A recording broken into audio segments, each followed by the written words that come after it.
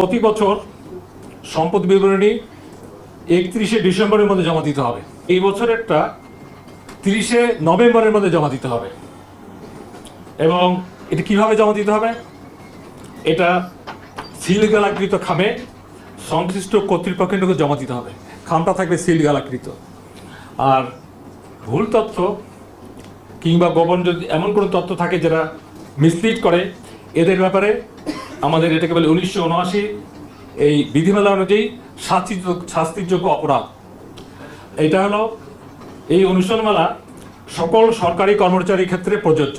এখন কর্মকর্তা কর্মচারী সবাইকে সরকারিভাবে কর্মচারী বলা হয়। বিজ্ঞ আদালতের আদেশ ও সংশ্লিষ্ট কর্তৃপক্ষের অনুমোদন ব্যতীত সম্পদ বিবরণীর তথ্য সম্পূর্ণ বা আংশিক হস্তান্তরযোগ্য নয়।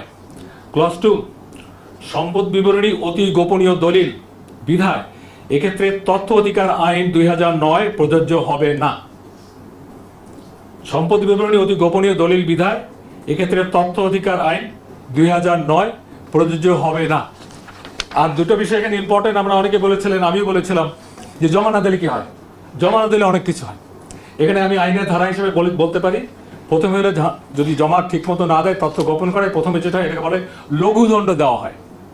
যেহেতু কাগজটা আমি দিব, এখানে আমি উচ্চারণ করতে চাচ্ছি না। লঘুদণ্ডের ক, খ, গ, ঘ 4টা স্টেপ আছে। এবং তারপরেও যদি সেটা লঘুদণ্ডের চেয়ে অতিমাত্রায় অপরাধ হয়, তখন গুরুদণ্ড দেওয়া হয়।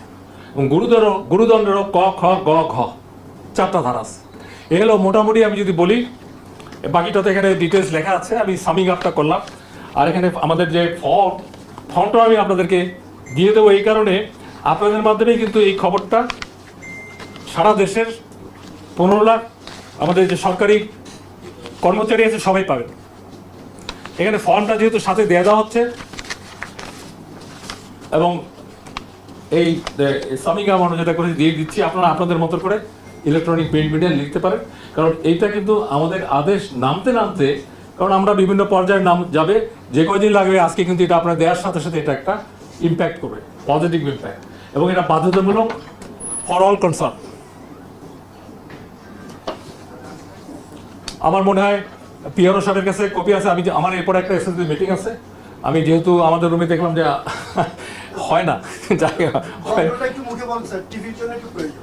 দণ্ডটা তো আপনার স্টেপ 1, স্টেপ 2, এইটা দণ্ড শুনলে তো অনেকে ঘাবড়ায় যাবে। আমি দণ্ডটা বলতে চাচ্ছি না, গুরুদণ্ড এবং লঘুদণ্ড এইটাই রাখতে চাচ্ছি। তবুও আমরা যেহেতু আপনারা চান, আপনারা আপনাদের মতো করে বলবেন, যেহেতু আইনের ভাষায় এটা লেখা আছে, আমি বলতেই পারি। লঘুদণ্ড তো বোঝেন, স্বল্প মাত্রায়। কতে বলা আছে তিরস্কার, ইংরেজিতে বলে সেন্সর, আপনাকে ধমক দেওয়া একটা, এই ভবিষ্যতের এই কাজ করলে এই হবে, যেটা বলে তিরস্কার, লিখিত কিন্তু মুখে না। দ্বিতীয়টা হলো খ, চাকুরি বা পদ সম্পর্কিত বিধি বা আদেশ অনুযায়ী পদোন্নতি বা আর্থিক সুবিধা বৃদ্ধির অযোগ্যতার ক্ষেত্রে ব্যতীত নির্দিষ্ট মেয়াদের জন্য পদোন্নতি বা বেতন বৃদ্ধি স্থগিত রাখা, ইনক্রিমেন্ট হেল, এটা চালু আছে। গ, কর্তব্য অবহেলা বা সরাসরি আদেশ অমান্য করিবার কারণে সংশ্লিষ্ট অফিসারের আর্থিক ক্ষতির সম্পূর্ণ অংশ বা উহার অংশবিশেষ বেতন বা আনুদাসী হইতে আদায় করা। এটা হলো আইনি ভাষায় যেটা এইভাবে লেখা, আদায় করা। ঘ, বেতন গ্রেডের নিম্নতর ধাপে অবনমিতকরণ, স্কেলের লাস্ট স্কেলে নামায় দেওয়া, এগুলো এখন চালু আছে, এগুলোকে আমরা বলি লঘুদণ্ড। আর এটার মাত্রা একটা পর্যায়ে গেলে তখন গুরুদণ্ড হয়। গুরুদণ্ড 4টা আছে, আপনারা জানতে চাইলেন, দেখে আমি স্পেল আউট করতেছি, বলছি। ক, নিম্ন পদ বা নিম্ন বেতন গ্রেডে অবনিয়মিতকরণ, যে পদে আছে তার চেয়ে 1 স্কেল নামানো, যে গ্রেডে আছে তাকে 1 স্কেল গ্রেডে নামানো, এটা হলো গুরুদণ্ড। খ, এটার গুরুত্ব বুঝে আইনানুগভাবে বাধ্যতামূলক অবসর প্রদান,